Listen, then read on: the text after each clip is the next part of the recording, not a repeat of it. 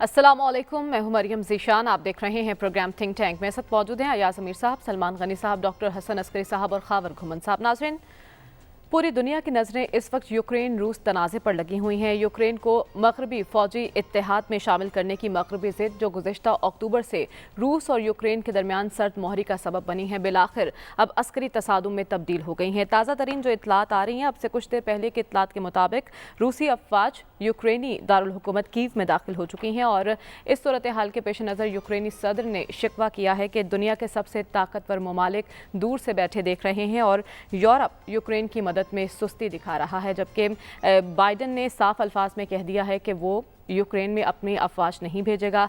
NATO भी मदद करने से कतरा रहा है। ऐसे में यूक्रेनी सदर ने बातचीत करने की दावत दी है रूस को और उन्होंने कहा है कि इंसानी जानों के ज़िया से बचने के लिए मेज़ पर आएँ, जबकि रूस ने मशरूत पेशकश की है और कहा है कि अगर यूक्रेन गैर जानिबदार रहता है तो वो बातचीत के लिए तैयार हैं। लेकिन हमारा सवाल ये है अया साहब, असल तनाज़ा है क्या और यहाँ तक मामला पहुँचे क्यों हैं? जल्दी पर तेल का काम किसने किया है? देखिए, सिंपली अगर आप कहें, अमेरिकियों ने यूक्रेन को मरवा दिया है। खड़ा कर कर के, बातें कर कर के, धमकियाँ, उनको ये कर देखना पड़ेगा सैंक्शंस ऐसे होंगे जो उनको पता नहीं तबाह करके रख देंगे। बीच में वो यूक्रेन फंसा हुआ था और यूक्रेन को इन्होंने इतना आगे बढ़ाया। भाई देखिए, हिस्टोरिकल पर्सपेक्टिव ये है, सोवियत यूनियन टूट गया, बर्लिन वॉल गिर गई, सोवियत यूनियन बतौर एक मुल्क सफ़ाए हस्ती से मिट गया। वो अमेरिकियों और क्या चाहिए आपको? मतलब आप कोल्ड वॉर जीत गए थे। और ये जो है रूस, जब ये वज़ीर आज़म बना था पुतिन 99 में, और तब ये इसका ना एक्सपीरियंस था, कुछ था, तकरीबन बैंकरप्ट मुल्क था, वेस्टर्न क्रेडिट्स पे ये मुल्क जी रहा था, आर्म्ड फोर्सेस इसकी तबाह होके रह गई थी। भाई आप कोल्ड वॉर के विक्टर्स हैं, थोड़ा सा दिल जो है अपना फैलाएं और ऐसे करें। लेकिन ये उनको बेइज्जत करते रहे, उनको धकेलते रहे। नेटो का था कि जी वार्सो पैक्ट के खिलाफ और सोवियत यूनियन के खिलाफ। जब सोवियत यूनियन ख़त्म हो गया है, नेटो कायम है, तो ये जो आप ईस्टर्न यूरोप में जा रहे हैं, और ईस्टर्न यूरोप के बहुत से ममालिक, पोलैंड वगैरह, लिथुआनिया वगैरह, बाल्टिक रिपब्लिक्स नेटो का हिस्सा बन गए हैं। और कहीं तो आप लाइन ड्रॉ करें ना कि बस काफ़ी हो गया है, लेकिन इनका नहीं। ये जॉर्जिया को मिलाना चाहते थे। अब जॉर्जिया छोटा सा मुल्क है, बिल्कुल रूस के आप कहिए बगल में, बाजू के नीचे है, उसको आप ये हल्लाशेरी दे रहे हैं। वहाँ पे रूस ने फिर हमला किया 2007-8 में। यूक्रेन को आप कर रहे हैं।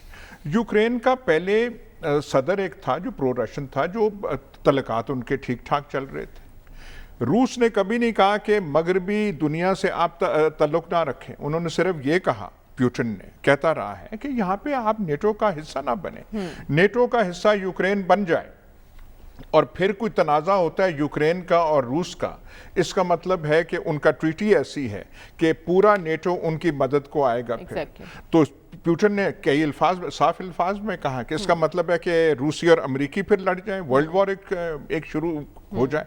भाई कहीं तो आप वो नहीं, यूरोपियन कम्युनिटी में मिलाना है, चलें ठीक है जी, लेकिन नेटो में मिलवाना है।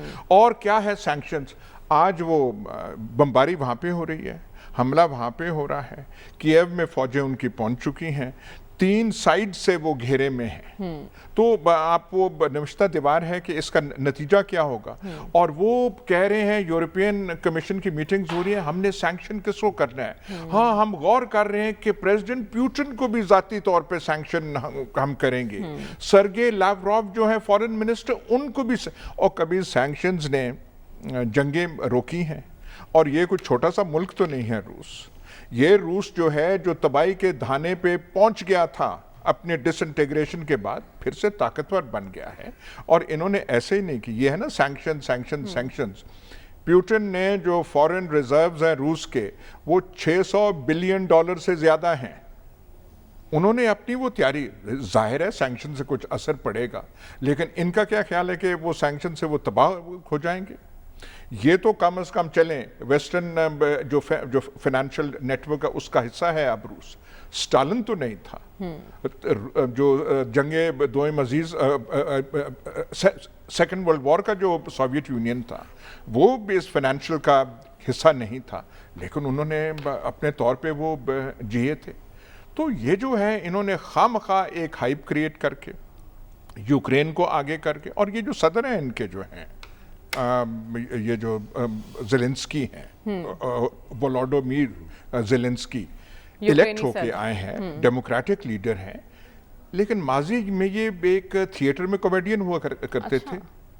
और भाई इसका मतलब मैं कोई तहकीर से नहीं वो कह रहा, पर कोई बात समझने की है, कुछ देखने की है कि जब इतने बड़े मुल्क, और ये जो पुतिन कहते हैं कि यूक्रेन हमारा हिस्सा रहा है, रूस जो बनाया था ये कैथरीन द ग्रेट और पीटर द ग्रेट और इन जैसे ज़ारों ने बनाया था, और तोड़ा किसने? वो बोरिस येल्टसिन, और ये रूस का ये यूक्रेन का सदर क्रावचुक था, और एक बेलारूसिया का प्राइम मिनिस्टर, ये बैठे थे और इन्होंने साइन कर दिया कि जी सोवियत यूनियन ख़त्म है। इतने बड़े मुल्क को इन्होंने तबाह करके रख दिया। इनके इमोशनल टाइज है, ये स्लाव है दोनों, मतलब रेशल ऑरिजिन इनका एक है, रेशल स्टॉक इनका एक है, बेलारूसिया का, इसका यूक्रेन का, रूस का। और लेकिन फिर भी उसकी अलहदगी को रूस हजम कर गया था, लेकिन नहीं, आपने वो हल्ला शेरी जरूर देनी है, आपने यहाँ पे ये करना, नहीं, नेटो भी जाए, फलाना भी जाए, जॉर्जिया तक जाए, और किसी से राजी आप हैं कोई नहीं। तो फिर जो चीन जबान इनके साथ इस्तेमाल कर रहा है वही ठीक है, और फिर जो पुतिन ने यहाँ पे किया फिर वही ठीक है। यही जबान आप समझते हैं, दूसरी जबान आप समझते, यानी जिसकी लाठी उसकी भैंस वाला नजरिया कारबंद हो रहा है, ऐसा ही है सलमान साहब। और जो पाबंदियों का जिक्र कर रही है यूरोपीय यूनियन, किस हद तक रूस इससे मुतासर हो सकता है, क्योंकि रूस भी जवाबी पाबंदियों की बात कर रहा है नेटो पर। देखें, यूक्रेन के प्रेसिडेंट पे आज बड़ी बेचारगी में उसने कहा कि हमारी मदद को तो कोई भी नहीं आया। ऐसा ही है। और वो जो कहा जाता है ना कि मरे थे जिनके लिए वो रहे वजू करते, और यूक्रेन 1991 में ये एटमी पावर था, और यही अमेरिका और उसके अलाई उन्होंने कहा कि आप अपने एटमी ये जो है इसे आप रोल बैक कर दें, और हम आपकी मुआशी तरक्की और आपकी जो अस्करी तरक्की और आपके तहफ़्फ़ुज़ के ज़ामन बनेंगे। और वो उनकी बातों में आ गए, और जो सूरत हाल वहाँ पर बनी हुई है कि मैंने तो यहाँ तक देखा है कि अमेरिकी टीवी पे वो कह रहे हैं कि ये इतवार वाले दिन तक सूबाई दारुल हुकूमत पे भी कब्ज़ा कर लेंगे, कि बजाय ये कि वो उनकी कोई सपोर्ट करते। और मुझे याद है 1991 में पाकिस्तान में भी ये बहस हो रही थी कि जब वहाँ पर ये बात हो रही थी, यूक्रेन को मजबूर किया जा रहा था कि आप न्यूक्लियर पावर है, न्यूक्लियर पावर सरेंडर कर दें ताकि आपकी तरक्की के हम ज़ामन बनेंगे, आपके मफादात का तहफ़्फ़ुज़ हम यकीनी बनाएंगे, आप पर अगर कोई हमला करेगा तो हम उसका तहफ़्फ़ुज़ करेंगे। तो पाकिस्तान के अंदर भी ऐसी बहस की गई थी। मुझे अच्छी तरह याद है कि जी पाकिस्तान अगर न्यूक्लियर पावर सरेंडर कर दे तो हम अमेरिका पाकिस्तान की तरक्की का, मैं तो शुक्र करता हूँ कि उस वक्त की सियासी और अस्करी क़यादत ने कहा कि नहीं, हमारी जो न्यूक्लियर पावर है हम इसे पुरअमन मकासद के लिए और सिर्फ हमारे मफादात के तहफ़्फ़ुज़ के लिए, अगर पाकिस्तान खुदा न खास्ता इस तरह का कोई फ़ैसला करता तो ये जो हमारा हमसाया है क्या वो हमें जीने देता है। मैं समझता हूँ कि सबसे बड़ा तारीख़ का सबक ये है कि कोई किसी की मदद को नहीं आता, कि जब बुरा वक्त आता है तो कोई किसी की मदद को नहीं आता। और जहाँ तक अमेरिका की बात है, अमेरिका की तो तारीख़ बेवफाई की तारीख़ है। ये देखें हमारे साथ क्या हुआ कि ये दहशतगर्दी की जंग जो थी ये बुनियादी तौर पर अमेरिका की जंग थी, और पाकिस्तान को फ्रंटलाइन कंट्री बना दिया गया, और ये दहशतगर्दी और शिद्दत पसंदी और इंतहा पसंदी के बीच जहाँ पर बो दिए गए।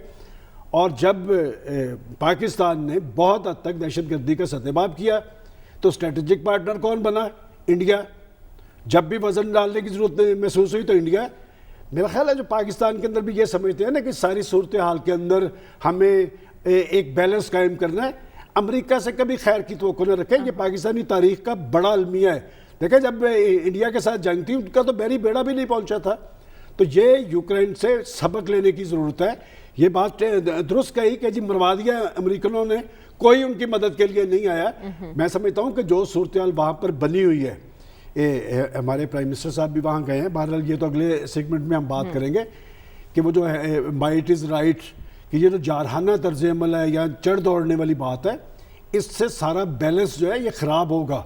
اور اس میں کوئی شک نہیں کہ امریکہ اپنے اتحادیوں کے ساتھ جو بھی کہتا رہے, اس وقت چین روس کے ساتھ کھڑا ہے. اور میں پاکستان کو ایک کریڈٹ ہمیشہ سے دیتا ہوں کہ یہ بات, یہ تحریک بنیادی طور پہ پاکستان نے چند سال پہلے طے کی تھی کہ جو علاقائی مسائل ہیں اس کا حل علاقائی فورسز نے مل بیٹھ کے کرنا ہے. اور میں سمجھتا ہوں کہ اگر یہی اصول کار فرما ہوا, یہ افغانستان کی صورتحال دیکھ لیں کہ بگاڑ کس نے پیدا کیا تھا, اور اب بھی جو افغانستان کے اندر تھوڑا بہت وہاں پر امن قائم ہوا ہے تو انہی علاقائی فورسز کی وجہ سے قائم ہوا ہے. اور جس افغانستان کا بگاڑ امریکہ نے پیدا کیا تھا وہ تو ڈالرز پہ سام بن کے بیٹھا ہوا ہے. لیکن سلمان صاحب اس وقت آپ کیا توقع کر رہے ہیں امریکہ سے؟ امریکہ کس طرح سے مدد کرے یوکرین کی؟ کہ اپنی فوجیں وہاں پر بھیج دے, ڈائریکٹ روس اور امریکہ آمنے سامنے ہو جائیں, دو بڑی قوتیں آمنے سامنے آئیں گی تو کیا صورتحال ہوگی؟ وہ بات ہے کہ یہ تو اس پریزیڈنٹ سے پوچھنا چاہیے نا جو اس توقع پہ بیٹھا تھا.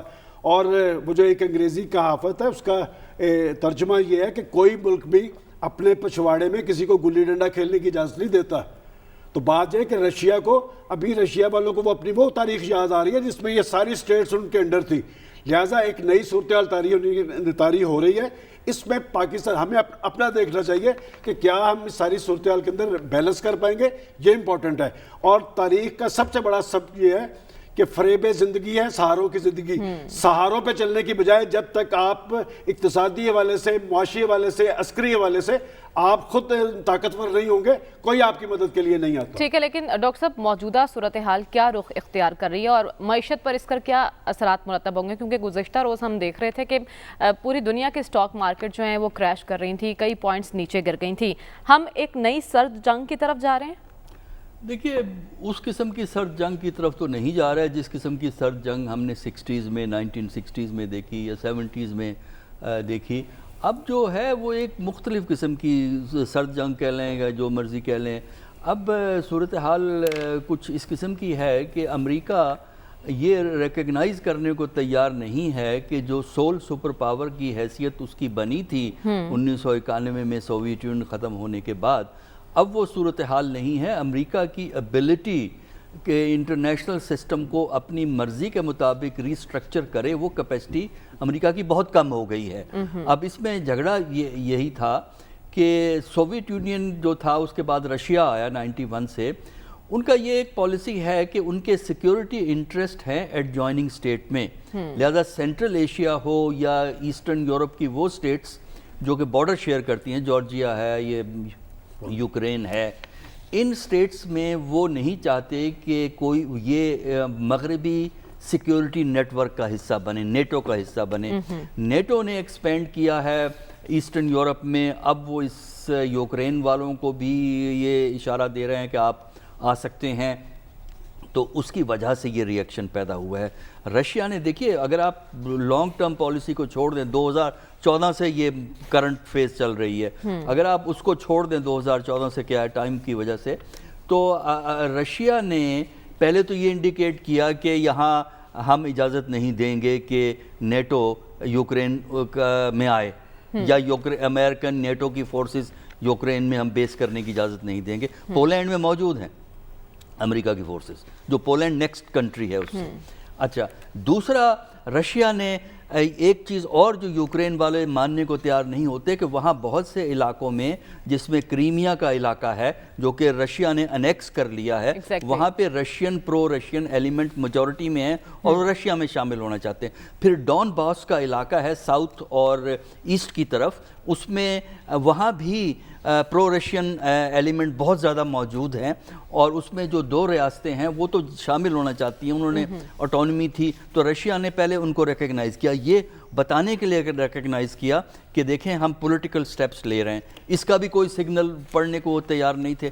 تو پھر تیسرا سگنل یہ ہوا کہ انہوں نے جو پہلا اٹیک کیا ہے وہ صرف ملٹری انسٹالیشن اور ایئر فیلڈ پہ ہوا ہے. وہ اس لیے ہوا ہے کہ نیٹو والے یہ انڈیکیٹ کر رہے تھے کہ ہم آپ کو ملٹری اسسٹنس پرووائڈ کریں گے, لہٰذا روس نے ایئر فیلڈ خراب کیے، ملٹری بیسز کو انڈرمائن کیا تاکہ باہر سے ملٹری اسسٹنس نہ پہنچ سکے۔ اب جو تھوڑی بہت ایکسپینشن انہوں نے اور علاقوں میں کی، زیادہ ایکٹیویٹی ڈون باس کے علاقے میں ہے جس میں سیپریٹزم کا ایلیمنٹ بہت سٹرونگ ہے۔ یہ وہ علاقے ہیں جو یوکرین سے علیحدہ ہونا چاہتے ہیں، تو یوکرین کو یہ کہ بھی ریکگنائز کرنا چاہیے کہ اندرونی مسائل ایسے ہیں جس میں یوکرین کی ability to resist Soviet Union وہ بڑی لمیٹڈ ہو جاتی ہے، لیکن جب آپ نہیں مانیں گے تو پھر یہی حال ہوتا ہے۔ طاقت کا استعمال ہی مسائل کا حل ہے ڈاکٹر صاحب؟ دیکھیں، طاقت کا استعمال اس وقت آتا ہے جب آپ سیاسی میدان میں جو سیاسی راستے موجود ہوتے ہیں اس میں صرف اور صرف اپنی مرضی چاہتے ہیں۔ امن روس بھی چاہتا ہے، امن امریکہ بھی چاہتا ہے، یوکرین بھی چاہتا ہے، لیکن اپنی اپنی مرضی کا امن چاہتے ہیں، اپنی اپنی خواہش کا امن چاہتے ہیں۔ امن اگر آپ نے لینا ہوتا ہے تو آپ کے لیے لازم ہوتا ہے کہ آپ کوئی درمیانہ راستہ نکالیں، آپ کوئی طریقہ کار نکالیں۔ ایک بات جو 1991 میں تو نہیں تھی لیکن اس کے کوئی 10 سال کے بعد آ گئی تھی کہ سینٹرل ایشیا کے اندر بھی اگر امریکہ آئے گا رشیا ریزسٹ کرے گا، اگر یوکرین میں آئے گا، جارجیا میں تو اب آ ہی نہیں سکتا، ایک وقت میں ایفرٹ کی ہے، تو رشیا اس کو ریزسٹ کرے گا کیونکہ رشیا یہ نہیں چاہتا کہ نیٹو اس کے بارڈر پہ پہنچے۔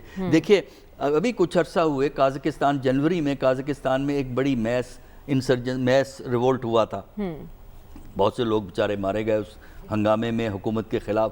اس میں بھی سیکیورٹی کے لیے جو ہے انہوں نے رشین فورسز کو طلب کیا۔ جو کرگستان ہے وہاں، ازبکستان ہے وہاں، ان کی جو ایکسٹرنل سیکیورٹی ہے وہ رشیا ان کو ہیلپ کر رہا ہے۔ تو یہ بڑی واضح طور پہ چیز تھی، لیکن چونکہ ایسٹرن یورپ میں بڑا عرصہ سوویت یونین کے انڈر وہ رہ چکے ہیں، لہٰذا ان کا ٹینڈنسی ویسٹ کی طرف ہے کیونکہ ان کو گلیمر نظر آتا ہے، ان کو ویلتھ نظر آتی ہے، لہٰذا یہ یوکرین میں ڈیوائیڈڈ ہیں۔ یوکرین میں جو گورنمنٹ جو تھی جو کہ روس کے ساتھ ایک بیلنس سے چل رہی تھی، ان کو پتہ تھا کہ روس کی پالیسی کیا ہے، لہٰذا اس سینسٹیویٹی کا خیال رکھ رہے تھے۔ اب جو نئی حکومت آئی ہے وہ چونکہ اس سینسٹیویٹی کا خیال نہیں رکھی تھی، اس کا خیال تھا کہ نیٹو مدد کر دے گا، لیکن ایک بات بڑی واضح تھی، جو انٹرنیشنل پالیٹکس کو جانتے ہیں ان کو یہ پتہ تھا کہ امریکہ اور نیٹو اپنی فورسز ایک دفعہ جنگ شروع ہو گئی تو لینڈ نہیں کروا سکتے، اس سے پہلے کروا سکتے ہیں، وہاں لینڈ نہیں کروا سکیں گے، لہٰذا اب وہ مدد ان کو نہیں دستیاب ہے۔ اس کا ڈپلومیٹک حل ہے، اس کا بڑا آسان طریقہ ہے۔ آج اگر نیٹو اور امریکہ یہ اعلان کر دے کہ ہمارا کوئی پلان نہیں ہے اس کو یوکرین کو نیٹو میں شامل کرنے کا، آپ یہ دیکھیں گا کہ ٹینشن ایک دم سے ڈیفیوز ہو جائے گی۔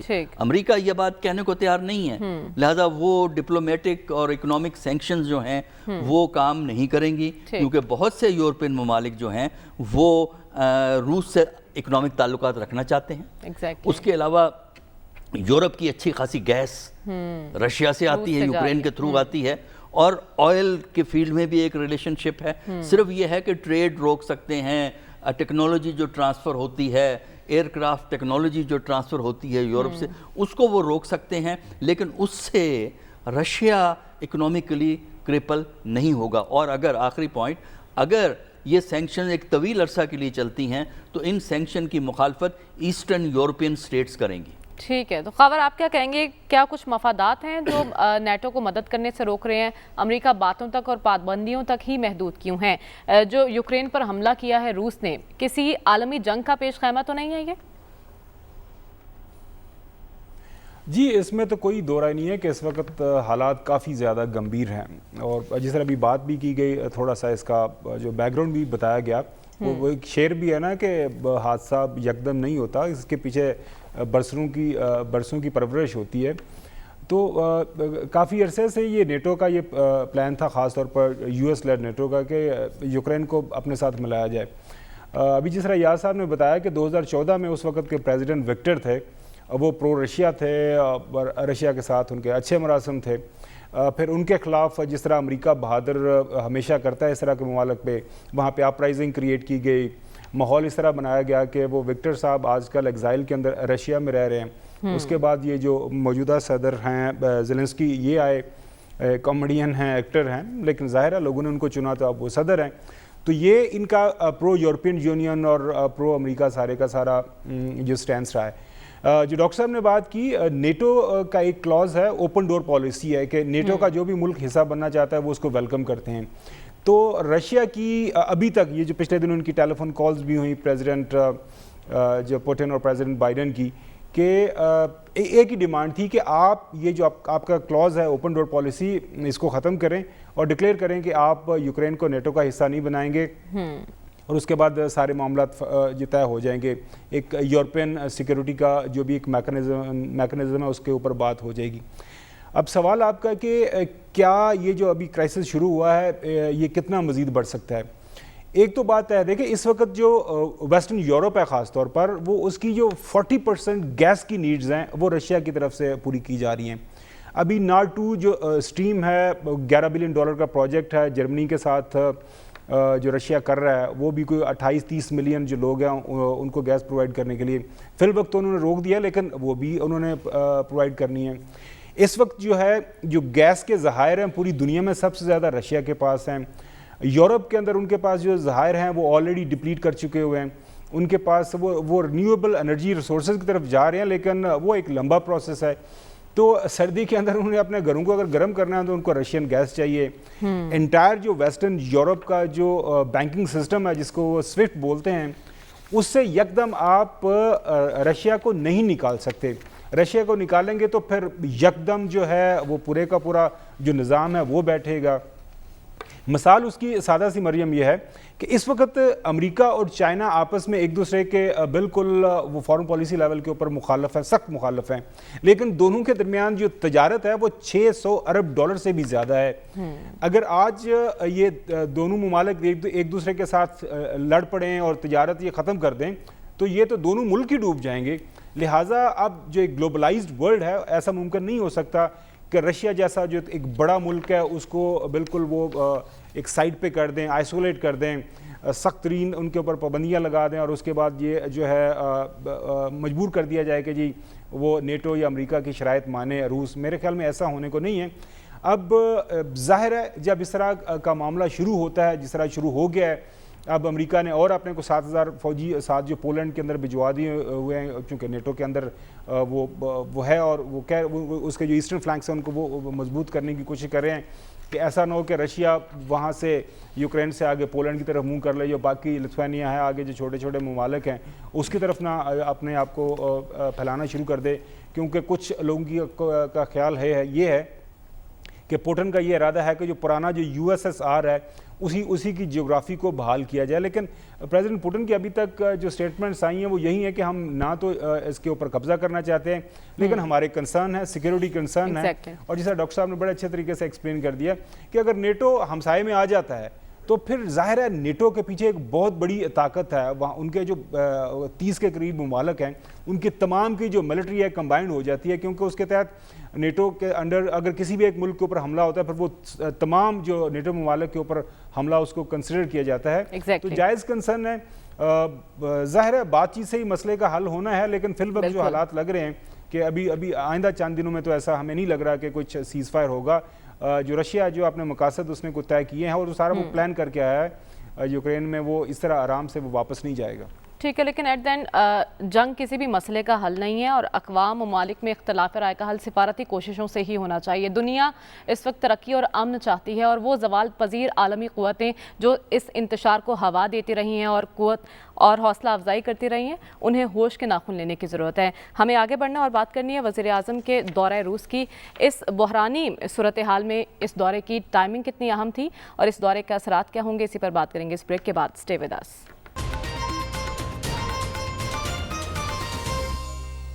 ویلکم بیک ناظرین. بریک پر جانے سے پہلے سوال اپنے پینل کے لیے چھوڑ کر گئی تھی کہ موجودہ صورتحال میں وزیر اعظم کا دورہ روس کتنی اہمیت کا حامل ہے. ایاسب, یوکرینی بحران کے پیش نظر اس دورے کی ٹائمنگ کو آپ کس طرح سے دیکھ رہے ہیں؟ دیکھیں نا, ٹائمنگ تو پہلے سے طے تھی کہ جانا ہے.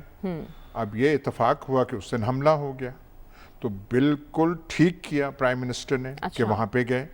یہاں پہ کئی آوازیں آپ کو میڈیا میں ملیں گی, یہاں پہ تجزیے کر رہے ہیں. بڑی غلطی کی یہ ہے, نہیں کرنا چاہیے تھا. بھائی کیا بات ہے، مطلب آپ وہ جو ہے لیاقت علی خان کے دورے کے بعد وہ جو ہم نے ریفیوز کر دیا تھا، پھر ایک دفعہ اور ایسا اگر کوئی غلطی کرتا تو یوں سمجھیے کہ ہمیشہ کے لیے ہمارے روس کے ساتھ تعلقات کبھی بحال ہو ہی نہیں سکتے تھے۔ اچھا، تو یہ انہوں نے بہت اچھا کیا، وہاں پہ گئے۔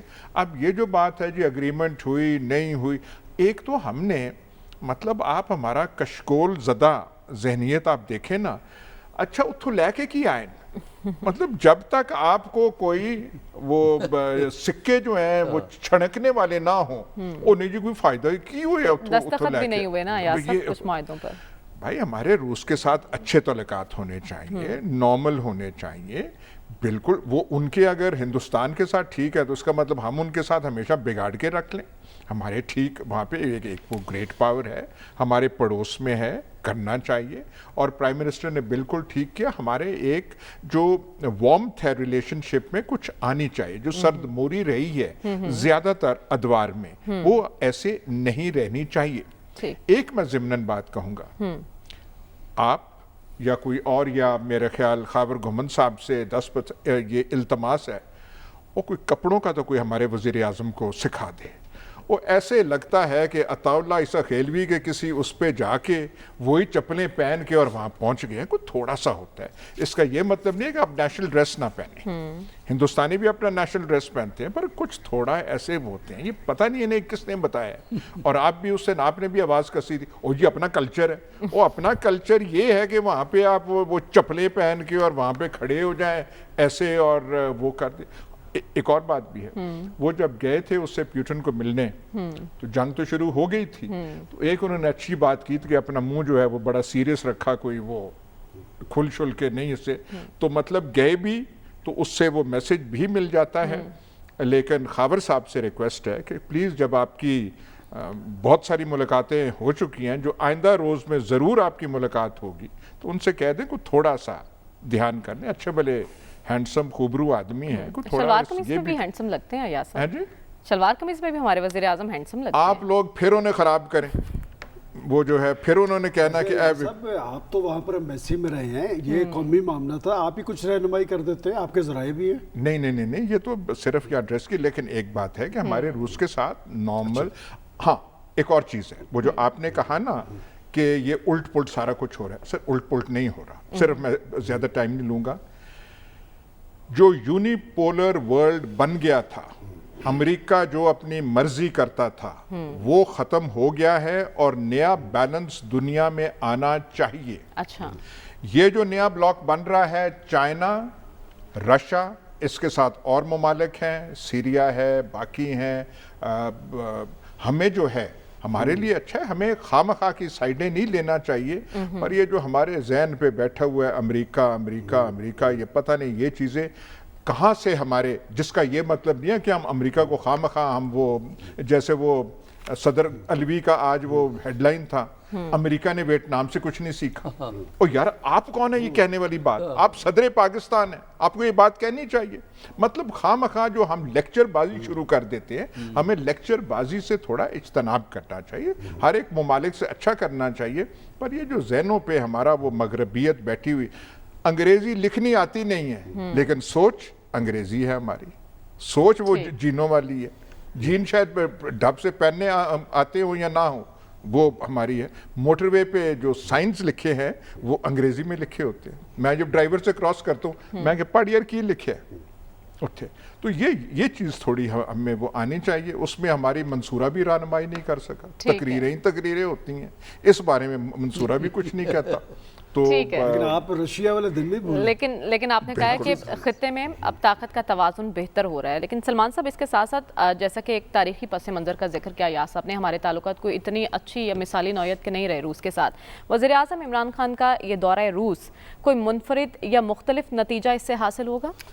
دیکھیں اس کی ٹائمنگ بڑی امپورٹنٹ تھی، اور یہ تمام تر خطرات اور خدشات موجود تھے، اور پتہ تھا کہ حالات وہاں پر کیا رخ اختیار کر رہے ہیں۔ میں سمجھتا ہوں کہ یہ بڑا سوچا سمجھا فیصلہ تھا، اچھا، اور پاکستان کے پرائم منسٹر نے بر وقت وہاں جا کر یہ ثابت تو کر دیا کہ پاکستان خارجہ محاذ پر کسی کا پابند نہیں ہے، نہ ہی کسی کا پریشر جو ہے اس پر رونما ہوتا ہے۔ اور میں سمجھتا ہوں کہ اس دورے کی قیمت تو اس وقت پوری ہو گئی تھی کہ ابھی یہاں سے پرائم منسٹر کے طیارے نے پروان پڑھی ہے، تو دوسری طرف آپ کو یاد ہے امریکی ترجمان کیا کہہ رہا تھا جی جی کہ جی پاکستان سے تو ہمارے اسٹریٹجک تعلقات رہے ہیں، بھائی امریکہ کو پاکستان یاد کروا دیا، اور پھر اس نے اپنے متعلقات کی نوعیت گنوانا شروع کر دی کہ ٹیررزم کے حوالے سے، اور اس کا مطلب کہ امریکہ کو پاکستان یاد آیا. اور یہ بات درست ہے. جب دیکھیں میں پہلے بھی یہ بات کہہ چکا ہوں کہ جب تک کہ اس خطے کے معاملات اور اس خطے کے مسائل اور اس کی مشکلات کا حل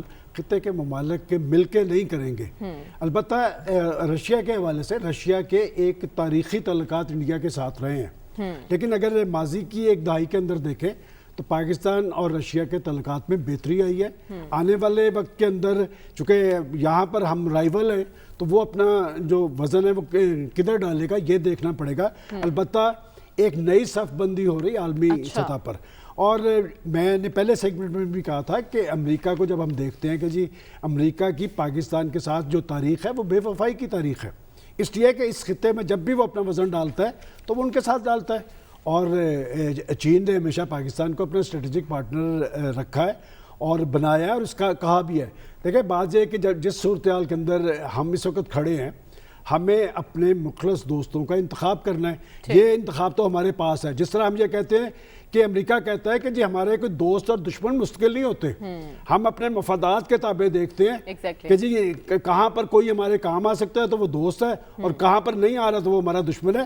میں سمجھتا ہوں کہ بروقت پرائم منسٹر صاحب نے درست کیا ہے. اور یہ جو معاہدوں کی بات آپ نے بھی کہا دستخط ہوئے ہیں نہیں ہوئے، کس معاملے میں پیش رفت ہوئی ہے یا نہیں ہوئی ہے، پرائم منسٹر کا اس کروشل صورتحال میں وہاں جانا بہت بڑا میسج ہے عالمی محاذ پہ پاکستان کے حوالے سے. ٹھیک ہے، لیکن سوال یہ ہے نا ڈاکٹر صاحب جس کا بھی سلمان صاحب نے بھی ذکر کیا کہ کیا ایک ہی وقت میں بھارت اور پاکستان دونوں روس کے دوست ہو سکتے ہیں؟ دیکھیے دوست بالکل دوستی ہو سکتی ہے، کیونکہ ہم سوچ رہے ہوتے ہیں کولڈ وار کے کانٹیکسٹ میں، آئدر اور کے انداز میں، آئدر اور نہیں ہے. دیکھیے ساؤتھ ایشیا کے حوالے سے پاکستان اور روس کی تعلقات کی تاریخ جو ہے وہ بہت مشکلات کا شکار رہی ہے. اور روس کا جو اس سے پہلے سوویت یونین، ان دونوں کا جو نیچرل پارٹنر اس ریجن میں ہے وہ انڈیا تھا اور انڈیا ہے. روس کی پہلی ترجیح انڈیا ہی رہے گا. اس کی وجہ ہے، اس کی وجہ کیا ہے؟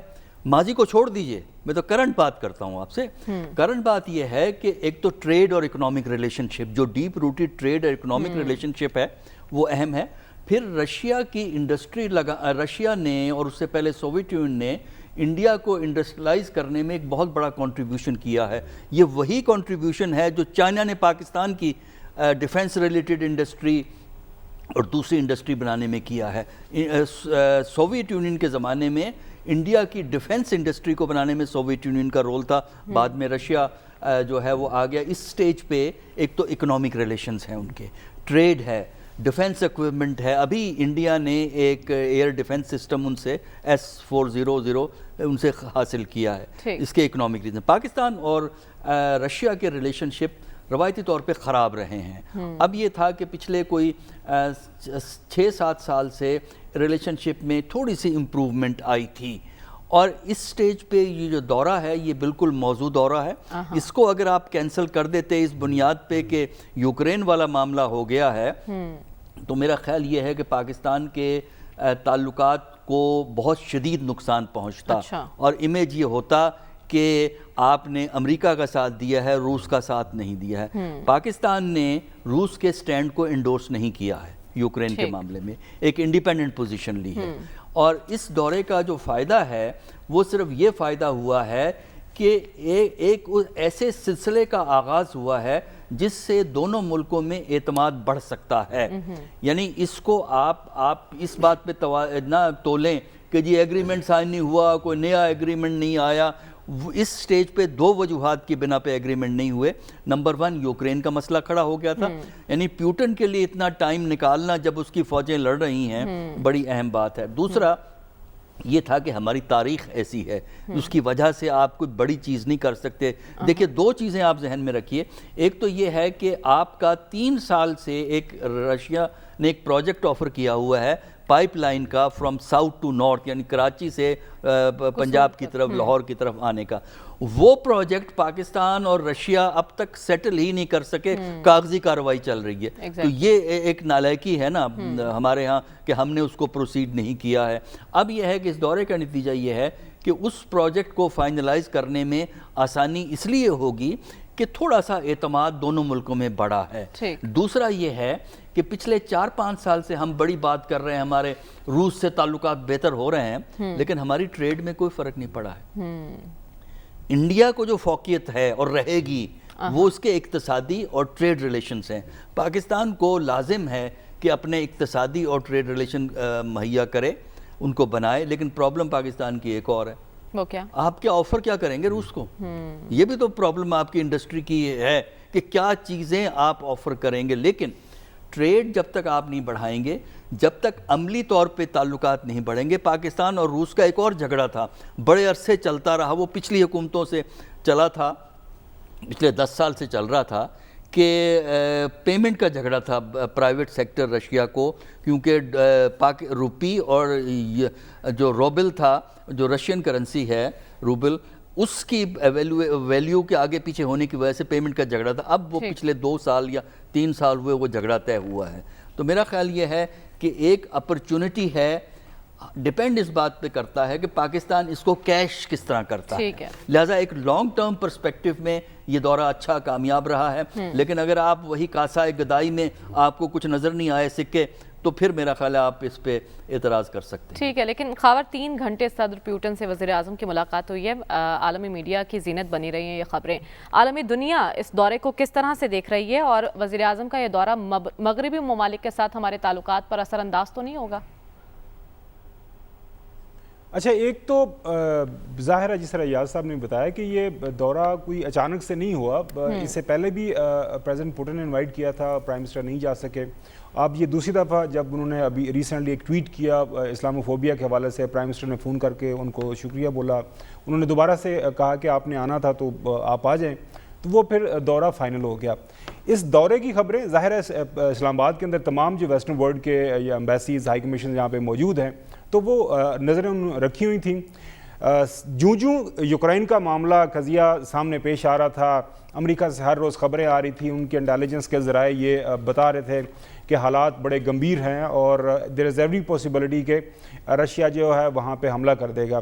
اور اسلام آباد کے اندر امریکہ سمیت باقی بھی جو ویسٹرن ورلڈ کے جو یہاں پہ ایمبیسڈر موجود ہیں، انہوں نے اپنے اپنے ایلچیوں کے ذریعے یہ میسج بھجوایا کہ مہربانی کر کے آپ نہ جائیں گے، بڑا غلط اس سے تاثر ملے گا. اچھا، اس خبر کو لے کے ہماری اطلاع کے مطابق جو ہے پرائم منسٹر نے کچھ جو فارمر فارن سیکرٹریز ہیں ان کو بلایا، ملٹری اسٹیبلشمنٹ کے ساتھ مشورہ کیا، تو پوری ڈیو ڈیلیجنس کر کے تمام اطراف سے ان پٹ لے کے، فیڈ بیک لے کے یہ فیصلہ کیا گیا کہ ہمیں اس جو ہے وزٹ کے اوپر جانا ہے اور وہاں پہ جانا چاہیے. بالکل صحیح کہا گیا کہ اگر ہم یہ انکار کر دیتے، کوئی بہانہ لگا کے یا کوئی بھی وجہ بتا دیتے، تو ظاہر ہے رشیا کے اپنے ریسورسز ہیں، ان کے پہ سورسز آف انفارمیشن ہے، تو پتہ تو ان کو بھی چل جانا تھا کہ ہم کیوں نہیں جا رہے. تو یہ ایک بڑا بولڈ ڈیسیژن تھا موجودہ حالات و واقعات کو سامنے رکھتے ہوئے. پرائم منسٹر پاکستان کا وہاں پہ موجود ہونا ہی ان اٹ سیلف ایک بڑی ڈیولپمنٹ تھی. ٹھیک، آپ کا سوال کہ ویسٹرن ورلڈ کے ساتھ ہمارے خاص طور پر امریکہ کے ساتھ ہمارے تعلقات ہیں، اس کے اوپر اس کے کیا اثرات پڑیں گے. دیکھیں، افغانستان سے نکلنے کے بعد ان آفیشلی تو آلریڈی ہمیں امریکہ نے ابینڈن کیا ہوا ہے. افغانستان کے اندر جس وقت مسائل پیدا ہوئے ہیں، امریکہ یہاں پہ رہتا کو طریقے سے نکلتے، اگر نکلے بھی تھے تو جو موجودہ وہاں پہ طالبان ہیں جن کے ساتھ وہ ایگریمنٹ کر کے امریکہ یہاں سے گیا. افغان سابقہ حکومت سے ایگریمنٹ نہیں کیا تھا، طالبان کے ساتھ بھی. اگر آپ نے طالبان کے ساتھ ایگریمنٹ کیا ہے تو طالبان کو سپورٹ کریں، ان کا جو پیسے وہ دیں، ان کے ساتھ کوئی سپورٹ سسٹم کریں، دنیا کو یہ الاؤ کریں کہ ان کے ساتھ چلیں. دنیا کے جو بڑے بڑے بزنس ہیں، کارپوریشنز ہیں، ان کو الاؤ کریں کہ وہ طالبان کے ساتھ کوئی کاروبار کریں تاکہ وہاں پہ حالات جو ٹھیک ہوں. چونکہ افغانستان کے اندر حالات ٹھیک نہیں ہے تو اس کو سارے کا سارا وہ پریشر ہمارے اوپر آلریڈی آیا ہوا ہے. تو میرے خیال میں وہ جو وہاں پہ ہمارا خاص طور پر امریکہ کے ساتھ تعلقات ہیں وہ جیسے تھے وہی رہیں گے. لیکن اب جو ہے ہم نے کیوں لیا ہے یہ اسٹیپ، میرے خیال میں جانا بہت ضروری تھا. ہماری اس وقت مریم سب سے بڑی پرابلم کیا ہے؟ وہ ہے انرجی کے. We are energy deficient country. بالکل ڈاکٹر صاحب نے صحیح کہا. دنیا کے سب سے بڑے ذخائر وہاں پہ رشیا کے پاس موجود ہیں. اگر رشیا کے ساتھ ہمارا معاملہ طے ہو جاتے ہیں, جو ابھی بات یہی چل رہی ہے کہ جو ڈپٹی پرائم منسٹر ہیں ان کے جب پریزیڈنٹ پوٹن کی ملاقات کے بعد پرائم منسٹر کے ساتھ ملاقات ہوئی, وہ انرجی کے مسائل بھی دیکھتے ہیں. تو وہ جو گیس پائپ لائن ہے اس کے حوالے سے خبر یہ ہے کہ کافی مسائل اس کے حل ہو گئے ہیں اور ہوپ فلی جلدی اس کے اوپر کام شروع ہو جائے گا. تو ہمارے لیے بڑی ایک ون ون سچویشن ہے. مشکل دورہ تھا, اس میں کوئی دو رائے نہیں ہے کہ اگر یوکرائن والا معاملہ نہ ہوتا, جس دن پرائم منسٹر وہاں پہ لینڈ کیے ہیں اس دن یہ حملہ نہ ہوتا, تو ہمارے لیے اور ایک اچھا یہ اس سے خبر جو ملتی. ظاہر ہے اوور شیڈو کیا جو ہے جو رشین اٹیک آن یوکرین. خبر آپ کا پوائنٹ آ گیا, یعنی اس دورے سے اچھے نتائج کی امید رکھی جا سکتی ہے. واپس آئیں گے اس بریک کے بعد. Stay with us.